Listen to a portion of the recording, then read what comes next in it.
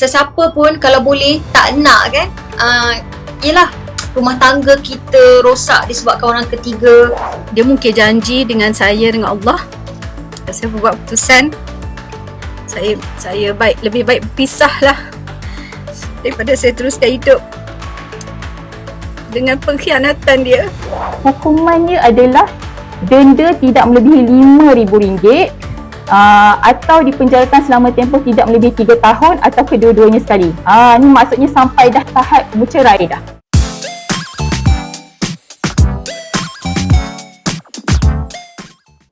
Topik kita hari ini, isteri boleh saman perosak rumah tangga. Ramai tak tahu. Panas.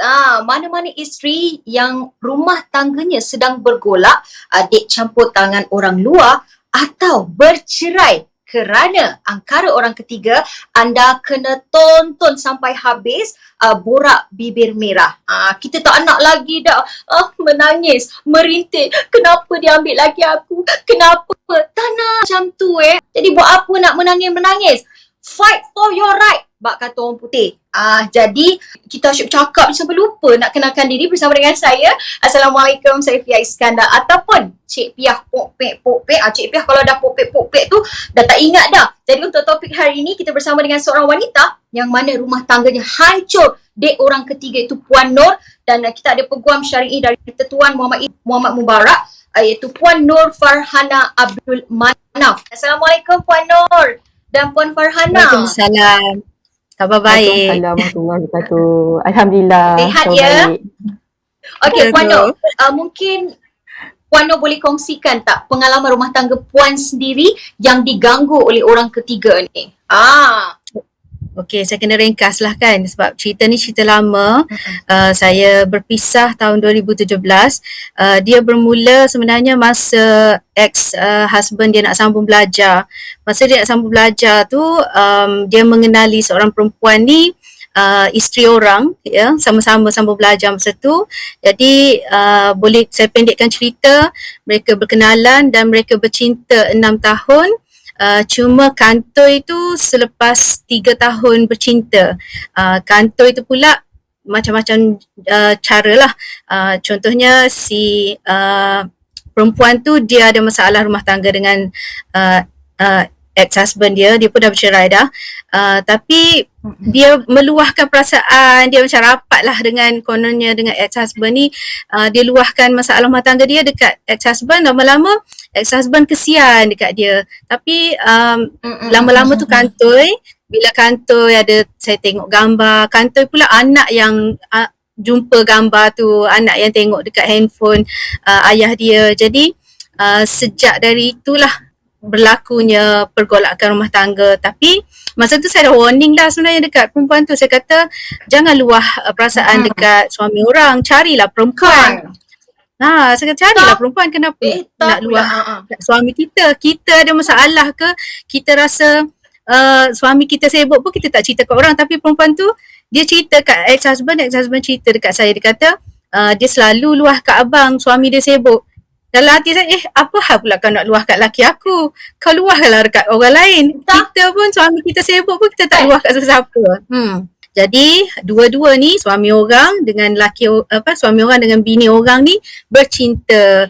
Lepas tu ex-husband perempuan tu ada call saya sebenarnya. Dia mengadu, dia kata suami awak masa tu lah, suami awak ada hantar WhatsApp gambar love dekat bini saya pukul 2.30 pagi. Masa tu saya tengah mengandung anak ketiga, tengah sarat. Jadi saya fikir masa tu saya katalah saya tanya ex-husband saya tu, saya tanya, awak ada hantar love ke dekat bini orang? Lepas tu dia kata bukan love. Dia kata emoticon, mata love sebab Arsenal menang, dia cakap macam tu. Jadi saya ni dah lah tengah sarat mengandung anak ketiga. Saya ni malah nak fikir negatif. Jadi dari situ sebenarnya dah kantoi tu, tapi bukan kantoi dekat saya lah. Maksudnya kantoi dekat ex-husband dia, cuma dia tak ada bukti. Jadi saya cakap dekat lelaki tu, saya kata kalau ada bukti tunjuk kat saya, baru saya percaya. Selagi tak ada bukti, tak percaya. Jadi saya ringkaskan cerita, setahun lepas tu baru betul-betul kantoi. Perbualan dia dekat Messenger Facebook tu macam bercinta lah. Ada cakap lucah pun ada, tak senonoh lah. Jadi dari situ baru saya dapat tahu memang betul ex-husband saya dengan perempuan tu ada bercinta, dan masa tu juga perempuan tu baru je berpisah dengan suami dia. Saya ingat dia ni akan kahwin lah dengan ex-suami saya ni. Tapi tak, dia kahwin dengan bos dia, bini nombor 2. Okey. Orang kata kita ni dengan suami tak elok kalau kita suka fikir yang bukan-bukan. Kita kena husnuzon. Tapi dalam masa yang sama juga kita tak boleh nak percaya 100%. Jadi itulah Cik Pia nak tanyalah Puan Nur. Masa tu apa yang Puan Nur rasakan mula-mula dapat tahu yang dia kantoi ni jadi Puan Nur tahu tak apa yang Puan Nur boleh buat bila ada gangguan dari orang ketiga ni yang mana kita boleh saman orang tu? Tahu tak masa tu? Okey. Saya sebenarnya dah tahu pasal boleh saman orang ketiga tu. Tapi sebab saya ni ada hubungan baik dengan mentua, ipar, duai apa semua, saya tak ada masalah. Tapi masa dah kantoi dan ada bukti tu, saya terus call mak dia. Saya cerita kat mak ayah dia, saya kata saya nak tunjuk lah bukti-bukti ni. Jadi mak ayah dia datang apa semua.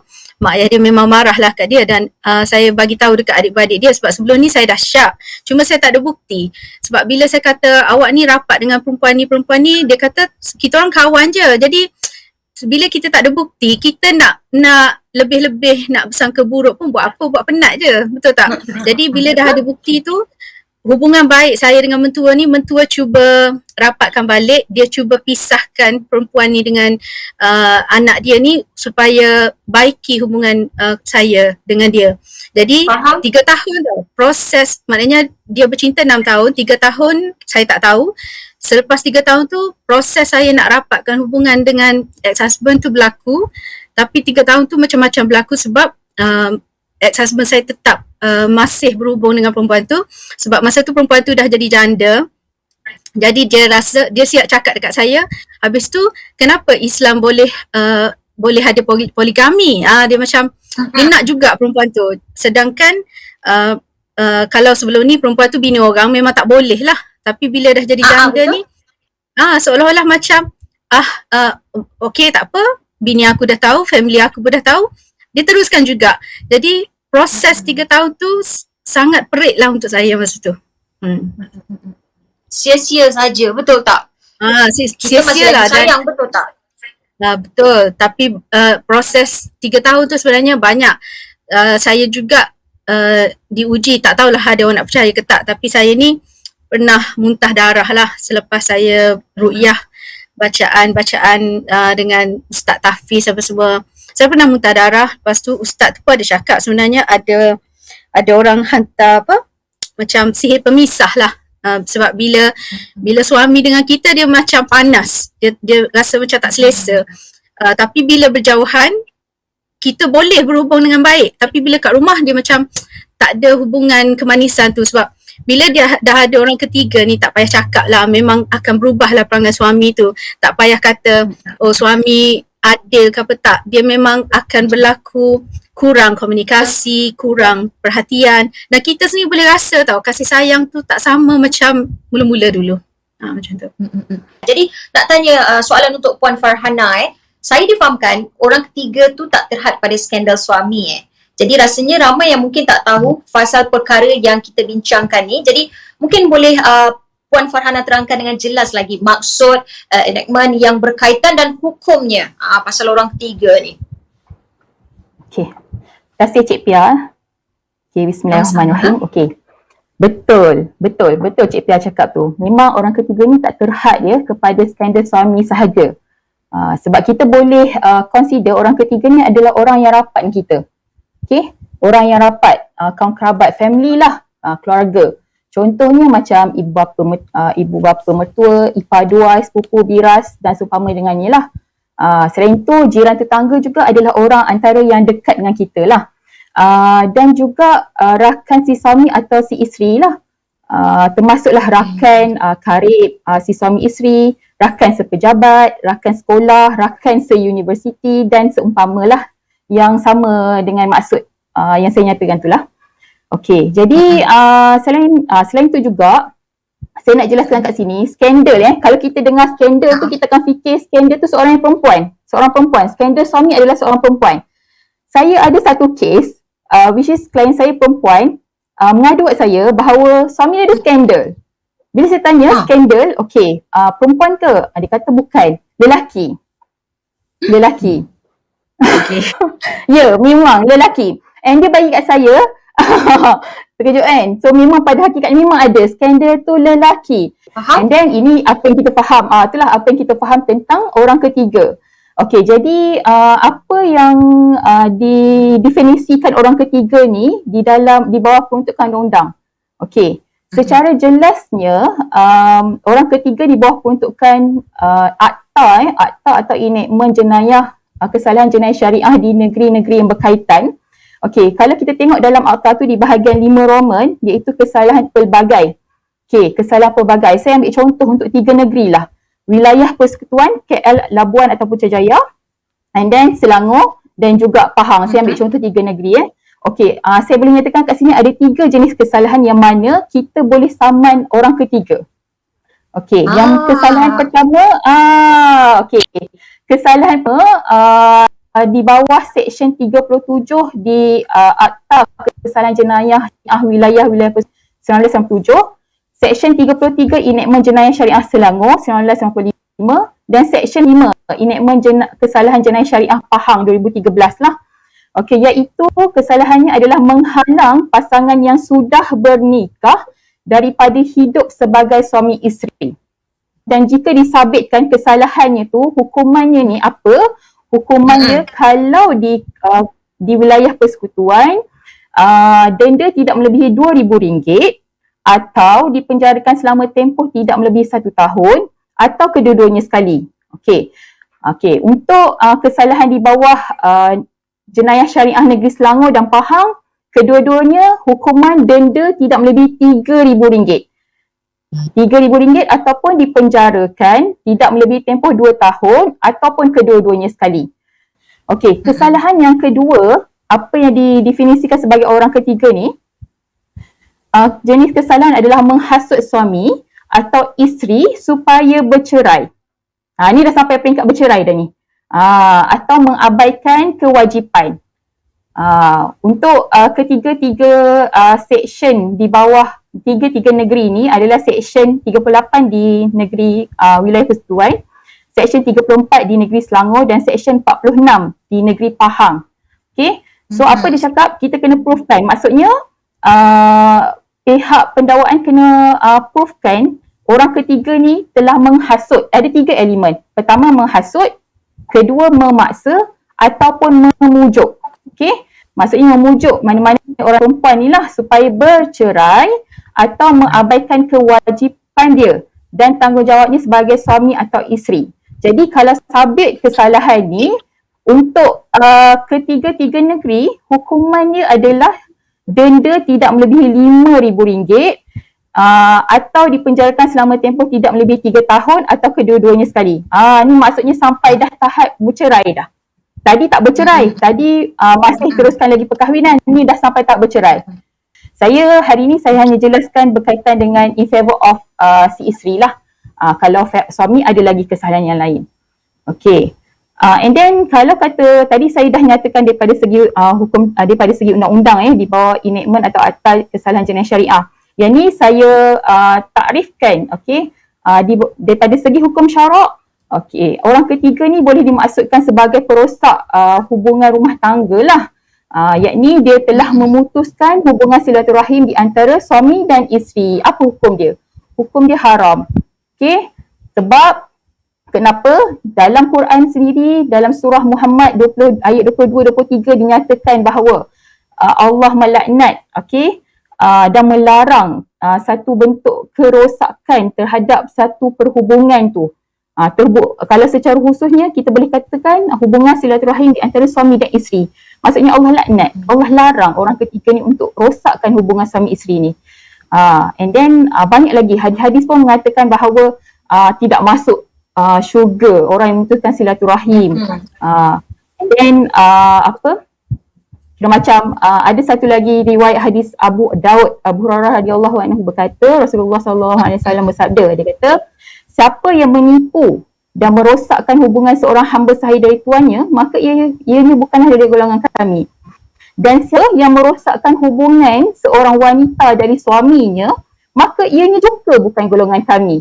Nampak tak kat situ? Punyalah jelas bahawa apa hukumnya kalau jadi orang ketiga dalam memutuskan hubungan silaturahim di antara suami dan isteri.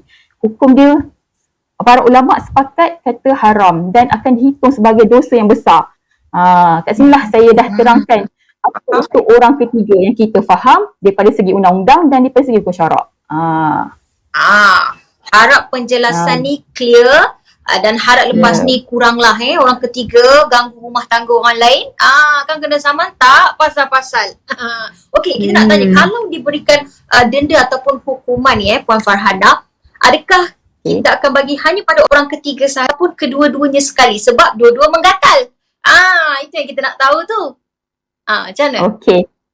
Okey, macam saya cakap tadi kan, kita definisi kita di bawah peruntukan section kat sini jelas dikatakan bahawa mana-mana orang, maksudnya orang ketiga sahaja yang akan dikenakan hukuman.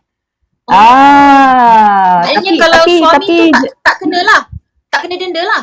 Okey, suami tu tak kena, orang ketiga sahaja akan dikenakan hukuman. Okey, sebab dalam peruntukan yang saya nyatakan tadi jelas kan dia kata mana-mana orang pasangan suami isteri, dia tak nyatakan suami atau isteri tu sendiri akan kira macam dikenakan hukuman, hanya orang ketiga. Tapi jangan risau sebabnya walaupun si suami itu tidak dikenakan hubungan, ada lagi cara yang lain yang mana si isteri ni boleh memberi kesedaran, buka mata si suami untuk kembali ke pangkal jalan. Supaya dia tak buat lagi. Okey, jadi Puan Farhana, mengikut pengalaman Puan, ramai tak isteri yang ambil tindakan guna enakmen terbabit bila rumah tangga mereka diganggu? Ramai tak yang nak saman secara jujur. Secara jujur dan realitinya Cik Pia sebenarnya ramai isteri-isteri pada awalnya nak ambil tindakan terhadap orang ketiga, tapi tak ramai yang betul-betul tekad nak ambil tindakan, nak dakwa lah orang ketiga ni. So mula memang ramai, tapi bila dah dengar macam mana kesan apa semua, jadi akhirnya tak ramai yang betul-betul teruskan hasrat untuk saman pihak ketiga ni lah. Sama ada dia kira macam di peringkat untuk membuat aduan atau laporan di pejabat agama ke, atau dan sehinggalah pendakwaan kes ni difailkan di mahkamah syariah lah. Sebabnya kan macam ni, kadang-kadang mula-mula memang dia datang dengan kita kata okey, suami saya ada orang ketiga, contoh orang ketiga skandal lah. And then dia datang, dia kata tapi puan saya tak ada bukti. Dia kata saya tak ada bukti. Jadi bila tak ada bukti, saya boleh nasihatkan tak apa, sebab kadang-kadang isteri yang dianiaya ni kadang-kadang Allah akan bantu dia. Sebab kadang-kadang saya banyak dapat klien yang dizalimi oleh suami ni, dia dapat bukti depan mata. Tiba-tiba dapat bukti tu. Cuma bila dapat bukti tu kadang-kadang ada yang tak proceed lah. Sebab adalah sebab-sebabnya. Kadang-kadang mungkin sebab si suami tu dia ada ramai skandal perempuan. Jadi si isteri ni dah rasa macam ramai ni, macam ni saya nak kumpulkan bukti macam tu. Faham tak? Bertukar-tukar lah contohnya perempuan ni pasang dengan skandal. Dan selanjutnya saya akan advisekan untuk si isteri ni untuk tahu dulu hak-hak dia, hak-hak sebagai seorang isteri. Cuma macam dulu kan, saya ada satu kes tau, 9 tahun yang lepas saya ada satu kes yang lebih kurang sama dengan Puan Noh punya pengalaman.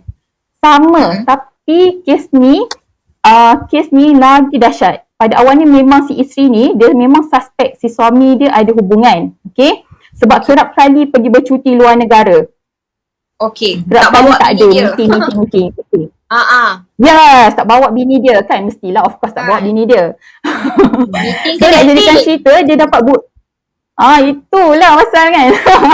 So nak jadikan cerita, dia dapat bukti tau.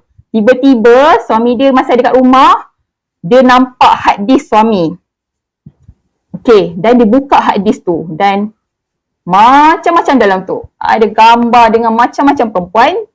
ada video ya, video hubungan dengan perempuan.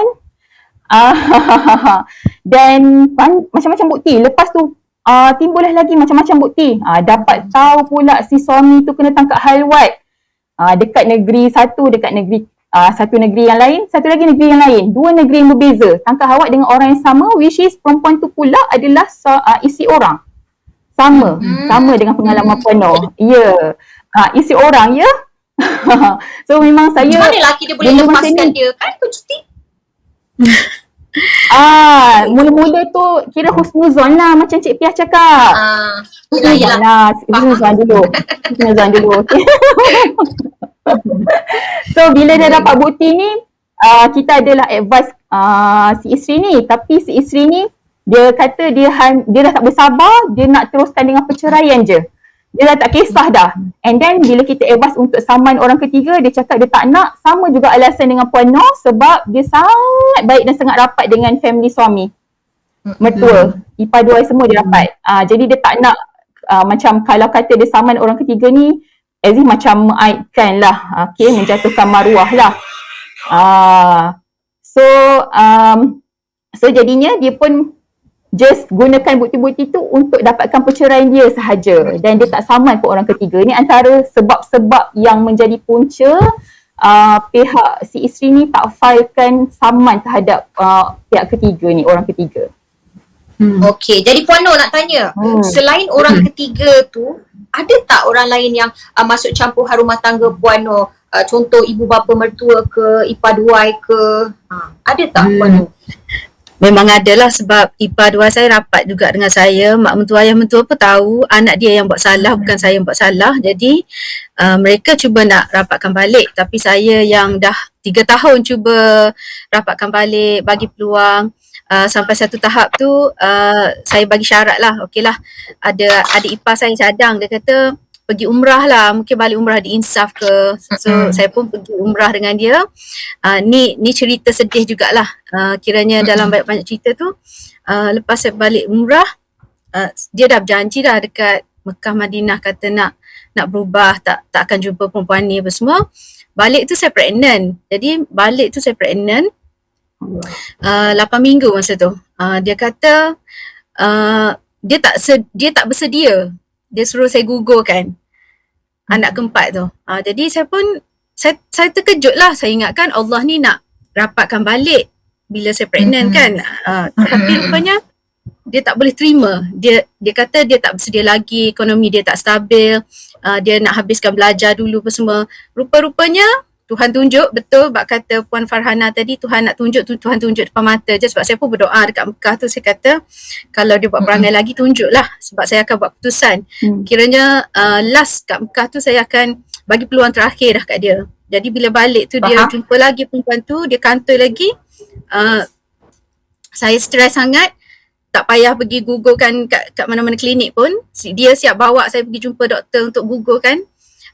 Tapi saya tak buat. Lala dia gugur dengan sendiri, mungkin sebab saya stres sangat kot masa tu. Lepas tu itu kiranya keputusan yang bila dah tergugur macam tu, saya pun okey lah, disebabkan dia mungkin janji dengan saya, dengan Allah. Saya buat keputusan saya lebih baik berpisah lah daripada saya teruskan hidup dengan pengkhianatan dia. Sedih pula rasa Cik Piah. Sebenarnya tak nak sedih sebab ni cerita lama. Faham. Kita sama-sama wanita dan Cik Piah faham perasaan tu. Sesiapa pun kalau boleh tak nak kan. Yelah, rumah tangga kita rosak disebabkan orang ketiga. Kita punyalah jaga hubungan tu. Tapi yelah, kalau dah Allah kata sampai situ saja jodoh kita, kadang-kadang kita kena redha juga kan. Bila kita redha dengan sesuatu yang mengecewakan hati kita, Allah insyaAllah akan gantikan kekecewaan tu. Nampak macam tiba-tiba jadi ustazah lah di sini. Betul. Itulah harap Puan Noh kuatkan semangat. Saya tak nak sedih Cik Piah, tapi dia terbayang visual masa kita faham? Nak buat bila teringat balik tu lah, rasa sedih, geram, betul tak? Keputusan yang paling berat jadi lah. Jadi Cik nak tanya, adakah itu perkara yang paling teruk yang pernah terjadi pada Puan Noh ketika berhadapan dengan masalah rumah tangga ni? Sampai tadi dia suruh gugurkan kandungan. Banyak sangat sebenarnya, paling teruk sebab dia bukan berjanji dengan saya je, dia berjanji juga dengan ibu ayah saya. Sedangkan ibu ayah saya masa tu dah tak percaya kat dia dah. So macam okey lah. Oleh kerana dia memilih untuk meneruskan bercinta dengan perempuan tu. Jadi saya pun terus keluar rumah. Saya keluar rumah dan saya minta dia bercerai dengan saya secara baik. Dia tak nak lepaskan saya tau mula-mula tu. Memang dia tak nak lepaskan saya. Saya tanya, awak nak saya ke nak dia? Saya nak dua-dua. Oh, dia nak dua-dua. Sedangkan Banyak cantik muka dia. masa tu dia selalu cakap, kalau macam tu kenapa poligami ada dalam Islam? Dia selalu cakap macam tu lah. Konon-kononnya dia tu boleh bertanggungjawab lah. Tapi sebenarnya bila dah kantoi, setahun dia tak bagi nafkah dekat saya sebab dia tahu saya bekerja, saya ada kerjaya, saya ada duit saya sendiri.